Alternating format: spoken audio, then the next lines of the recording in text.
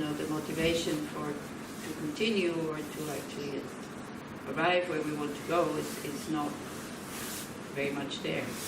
And then it becomes even more difficult, and then we give up. And I think one of the problems about spiritual practice is that it's very easy to understand very quickly what needs to be transformed and what needs to be done, but then to apply it is like it's very, very far away. So we get discouraged, and instead of having even more compassion for ourselves, we start to hate ourselves. So we start to have very low self-esteem, self-confidence by saying, oh, I've been practicing already 20 years and I'm still getting angry, and all these kind of things. We all go through phases like this. I don't know if anybody noticed. Yeah. So this is why we need to hear again and again and again and again. It's a big task. It's a big goal. So it takes time. So then we hear it. I'm sure all of you have heard it. But then we don't believe it. We think, no, I'm going fast because I'm a very good student and I have understood everything. I can recite everything backwards and forwards. I can play the bell. I can play the damaru. I know all the rituals. I know all the pujas. So why should it take so long? So it's pretty much the same for everybody. If you read the sutra, if you read the Chatakata tales, how many lives it took the Buddha to become Buddha, well, then we might have to go the same way. So the more your motivation is kind of clear in your mind what you want, the easier it is. And usually they say at the beginning of your path, and not just at the beginning of your path once, that means at the beginning of your practice, before you sit down and do something, or the beginning of the day, or the beginning of the retreat, or whatever, it is good to generate certain attitudes. And the first one is that you see yourself, well, it's pretty hard now, as a sick person. And what is our sicknesses? Suffering. Yeah. What is the? How would you call that sickness that we have? Ignorance. Huh? Delusions. Negative emotions. Our delusions that we. How many of you really want your negative emotions? How many people you think? Sometimes we see other people and we say, oh, they enjoy so much to be angry, and they maybe with anger, but I don't think we see somebody and say, wow, she enjoys so much to be jealous. I don't think so. Yeah. Also, you don't get up in the morning by thinking, man, I have a lot of anger today. I think not even in Israel. Yeah, because it's one of the problems here, maybe, that this very quick coming up of like too much energy and only seeing one side. When that's the problem with anger, you only see one side, and you want this other person to agree with you, and they also see their side, and they want you to agree with them. So then, of course, you can't come to a consent. Yeah. So this is what we have to see when we did what kind of person do I want to be. So I don't know what you came up with. Yeah, if you see yourself as a banker or as a manager or a CEO or as a movie star or Miss Universum or Mr. Universum, or I don't know, it's like, but then you need to know, okay, I want to become like this, so then what is the path to get there? So if you want to be very successful in your life, yeah, maybe this is not the right place for you to be, I don't know. Yeah. So here the sickness is negative emotions. And like with any sickness, it has causes. And like with any other sickness, it has a cure. But otherwise we become like somebody goes to the doctor and completely, I'm healthy.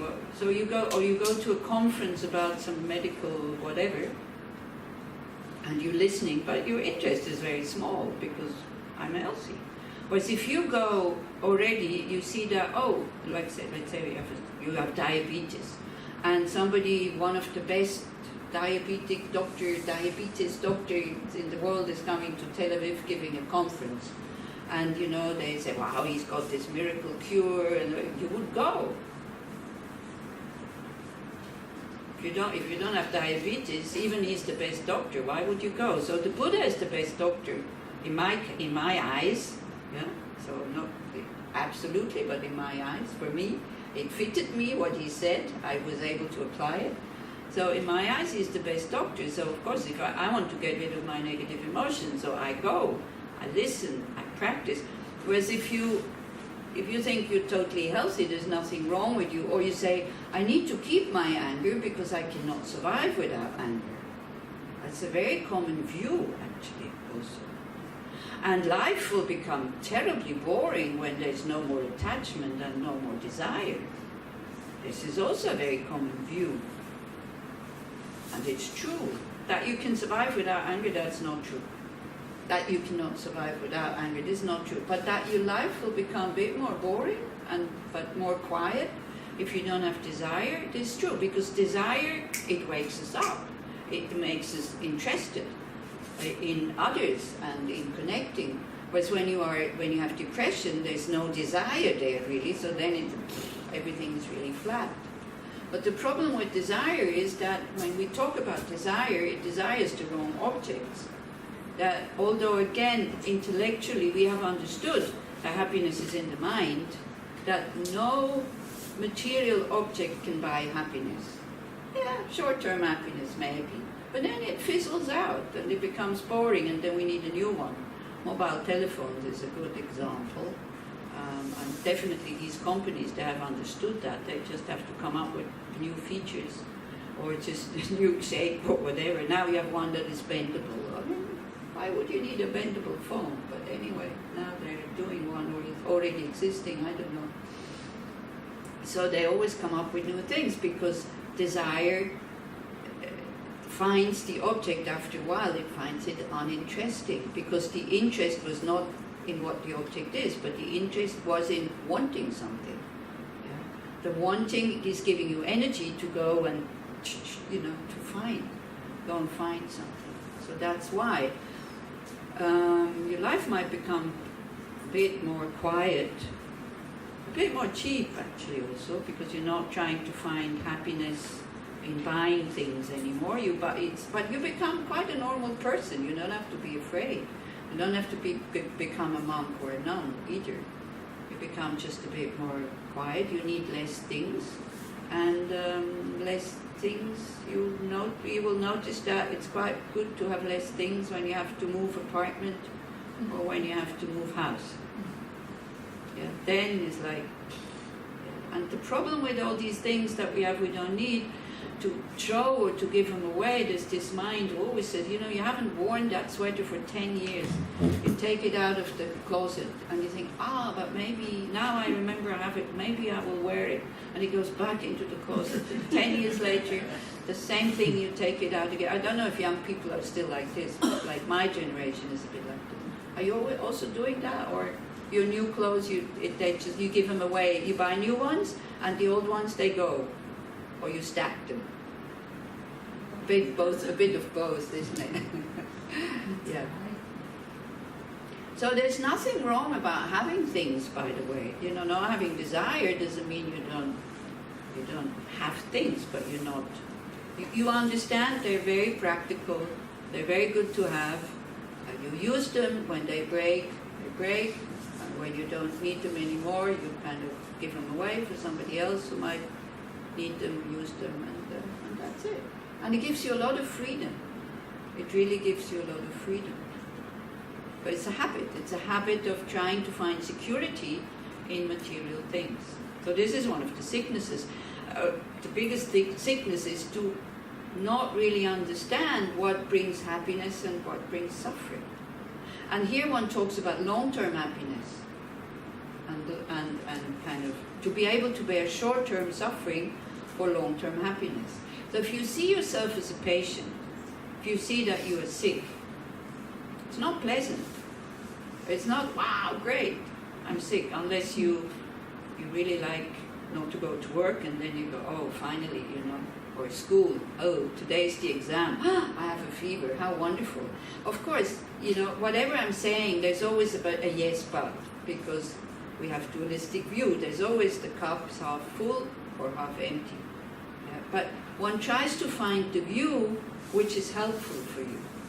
So if you say, oh, wow, I'm sick, how fantastic, and then you're not going to the doctor because you're happy that you don't have to go to work, that short-term happiness is there, but there's long-term suffering waiting for you if you don't take the cure, because the sickness might get worse. And this is how it is with our negative emotions, because they are really just habitual tendencies. Yeah?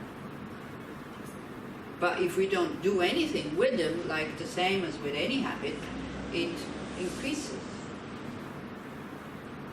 And it's dangerous, because if you only believe in this life, maybe not so dangerous, but if you start to believe that the mind continues after death and finds a new existence, and then the existence that the mind is finding is the state of mind that the mind is in, or your habitual behavior. So we'll talk about where you can be reborn from the Buddhist point of view, which again, you know, is it true, is it not true, I don't know, but why not?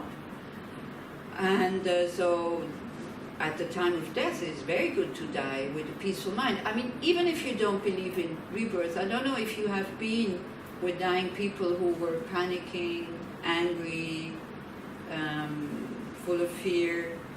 Have you ever seen that? No? Okay. I have.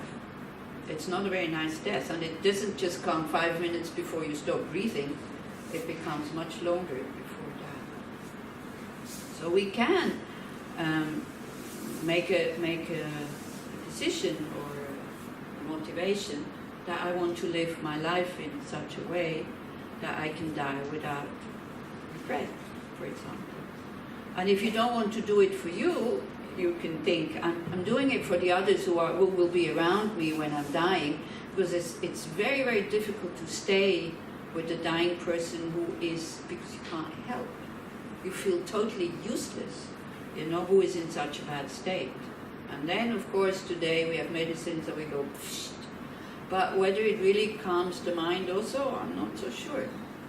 Because the mind is that thing which will continue. So this is why one pays so much attention on negative emotions, because whatever action we do with the negative emotions, or in Buddhism, it's not really the action that determines the imprint, you know, that whether it's a positive action, negative action, it is the motivation behind, it's the intention behind. And that intention is a mental factor that is not necessarily conscious.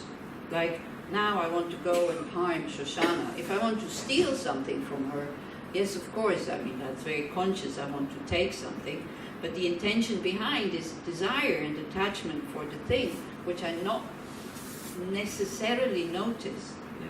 It's a mental factor called intention, volition sometimes also. That is the one that determines whether the habit that you're creating, or whether the imprint that you are creating is positive or negative. So this is why we start to pay attention to our states of mind also a lot, because these seeds at one point, they will ripen as happiness or as suffering. Happiness is a word that I don't know, how do you deal with the word happiness? Can you define happiness for me? Somebody? It's just a word, so you know, the mind gives meaning to these words, but it's just a word. So for everybody, it might be a little bit different. So, oh, you need to speak really loud because I'm hard on hearing, and with these machines going on top of it. Yeah.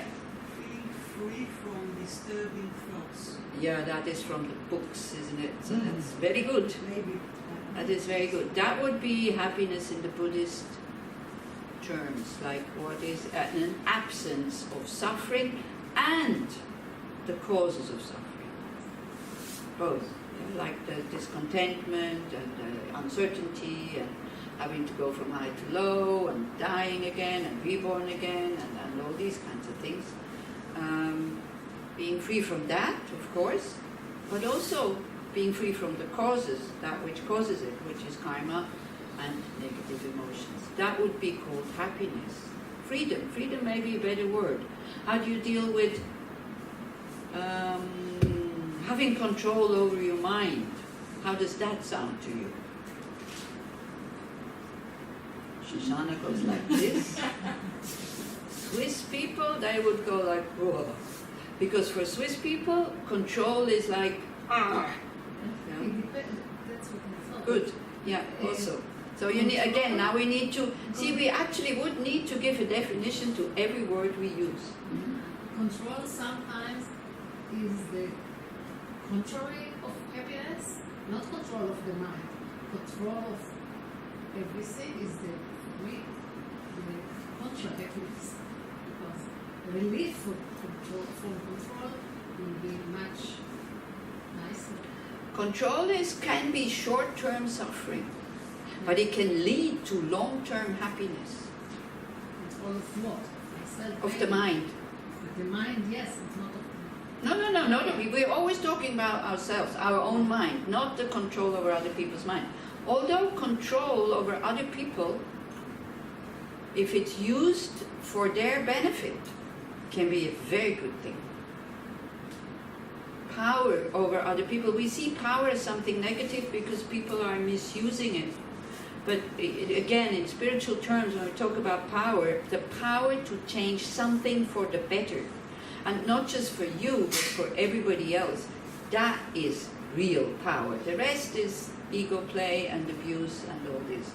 So imagine you would have control over your children, but in a loving way. And whatever you tell them, they do. Do you think that it would lead to their happiness if they would do what you tell them to do? Or do you think it increases their suffering? You say no? no. What are you telling your children? Don't you tell them things that would be helpful for them to have a happy life? Of course I do. Yeah, that's what I mean. Huh? Of course I do. But in a way, if I am not stopping step by step telling, how do we learn to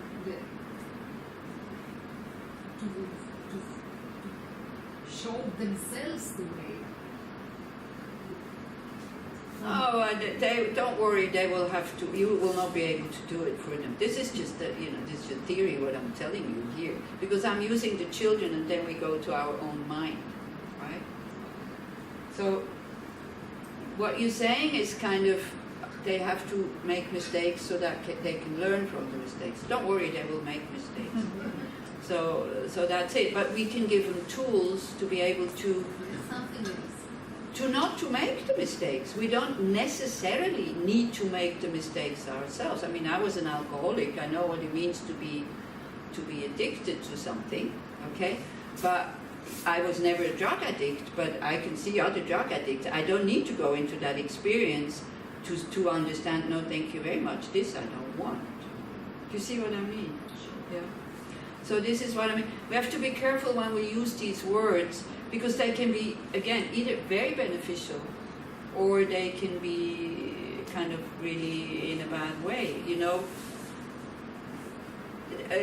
Control can be done through anger or aversion, or like ego, I want that they do this, or it can be done, try to have some control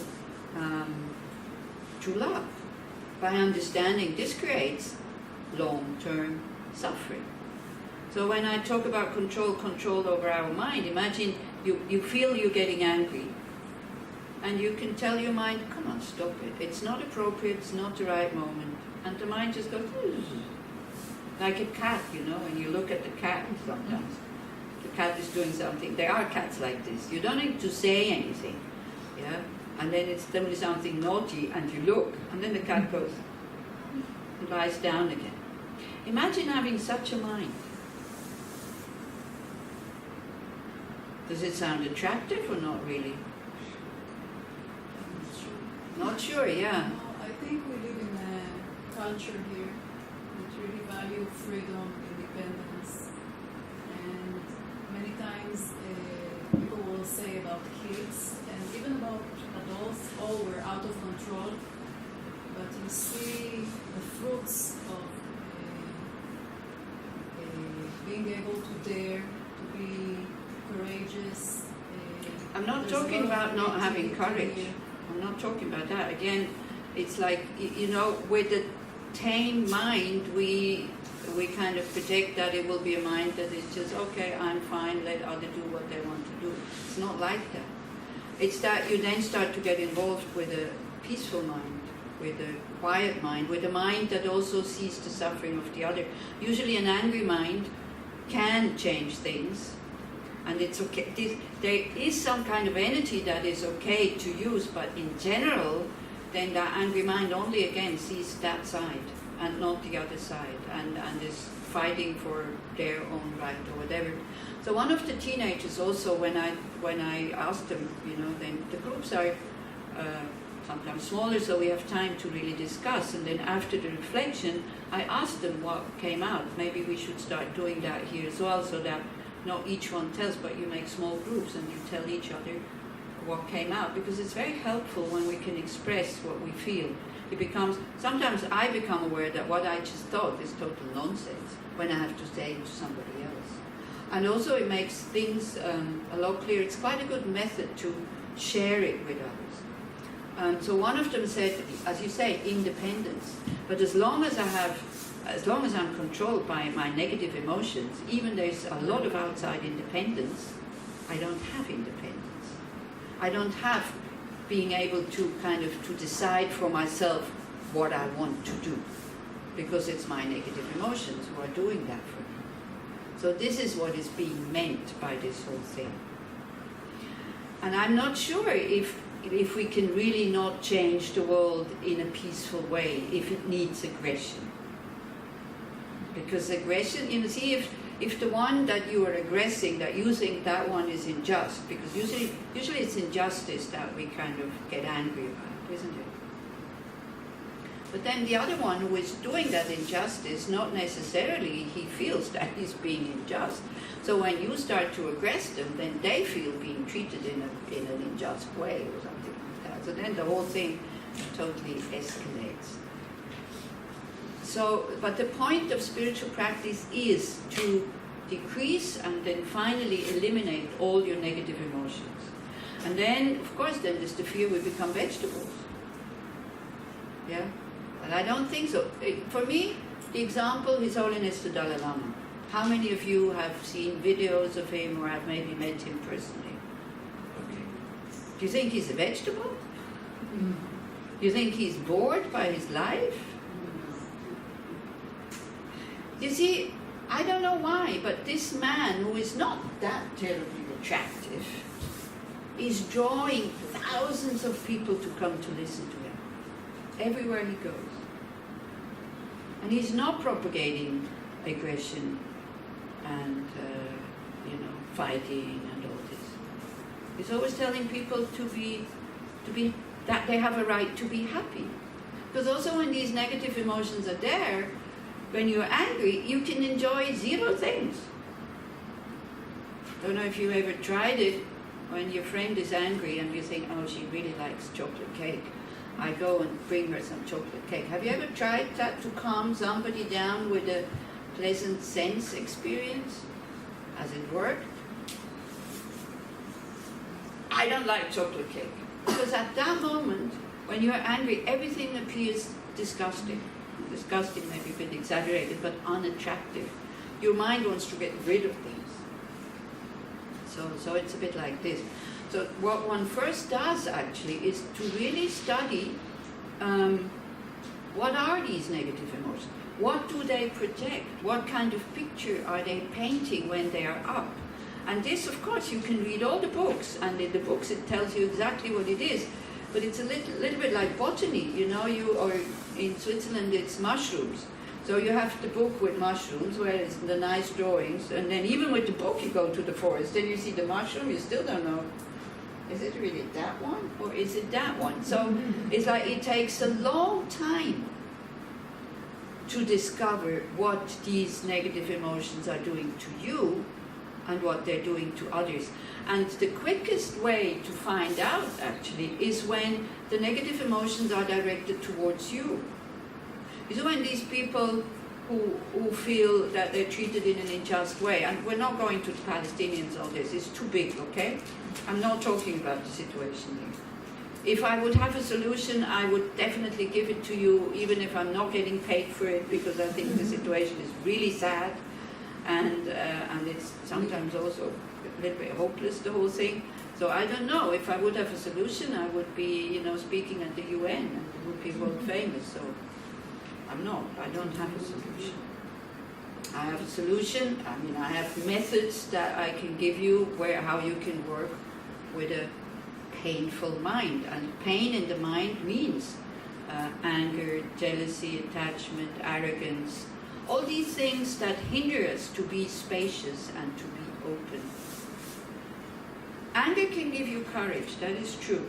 But then because there's anger behind, the courage turns into something almost negative. The courage to kill somebody.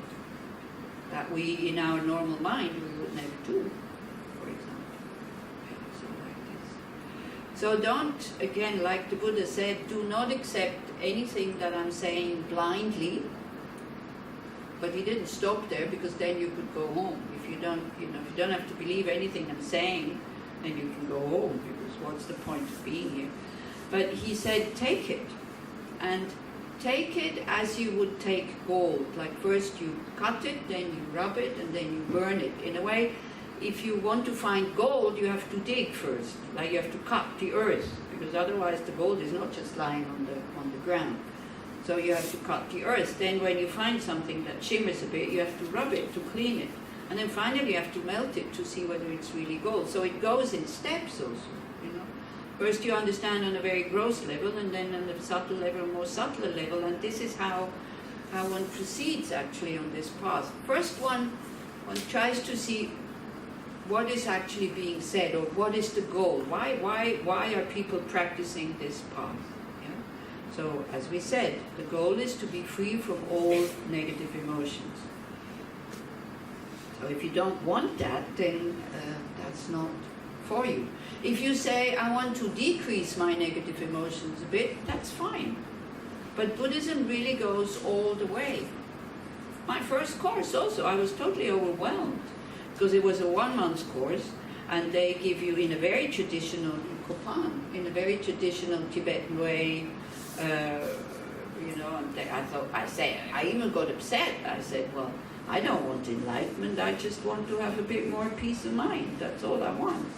But then after a few courses, because I was attracted by the methods, I thought like, wow, this is really clever.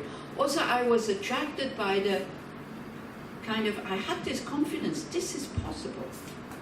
It is possible to apply these things and to do something about it. If I would have known how true it is when they say it takes a long time and it's really hard work, I don't know if I would have continued. Because I also had the hope that it will go a little bit faster. But in the meantime, I see that step by step things change, and it's okay. It's fine. I mean, what else would I do otherwise? So it's definitely a lifetime job. And the goal is to be free of all negative emotions, and not just, and then that's it, stop.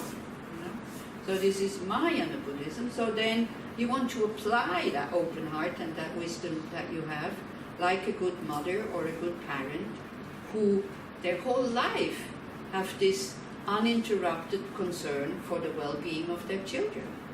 So maybe happiness also we can exchange it with well-being. Yeah, maybe a better word, well-being.